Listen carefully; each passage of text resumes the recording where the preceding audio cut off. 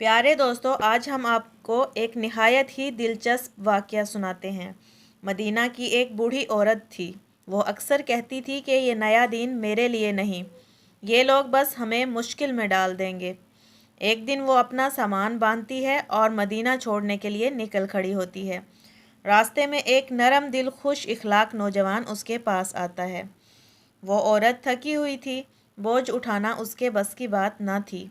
उस नौजवान ने मुस्कुराकर कहा, माँ जी, आप ये बोझ मुझे दे दीजिए, मैं आपके साथ चलता हूँ। बूढ़ी औरत खुश हो गई, कहने लगी, बेटा, अल्लाह तुम्हें खुश रखे। ये शहर तो अब मेरे रहने के काबिल नहीं रहा। यहाँ एक शख्स है जिसने सबको अपने दीन की तरफ बुला लिया है। लोग पागल से हो गए हैं। मैं इसी से डर के जा रही हूँ। नौजवान खामोशी से उसका सामान उठाए चलता रहा। उसने कोई जवाब ना दिया। रास्ते में औरत बार बार कहती रही, बेटा, तुम बहुत नेक हो, बस एक बात मानना, इस मोहम्मद नामी शख्स के करीब ना जाना।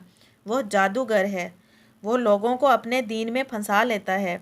नौजवान फिर भी खामोश रहा, बस एहतराम के साथ सुनता रहा और उसका सामान उठाकर मंजिल तक पहुंचा दिया। जब वो औरत अपनी जगह पर पहुंच गई तो हैरत से बोली, बेटा, तुम्हारी मदद और इखलाक ने मेरा दिल जीत लिया है। तुम्हारा नाम बताओ ताकि मैं दुआ दिया करूं। नौजवान ने बड़ी नरमी से कहा, माँ जी, मेरा नाम मोहम्मद है। ये सुनते ही औरत का रंग उड़ गया।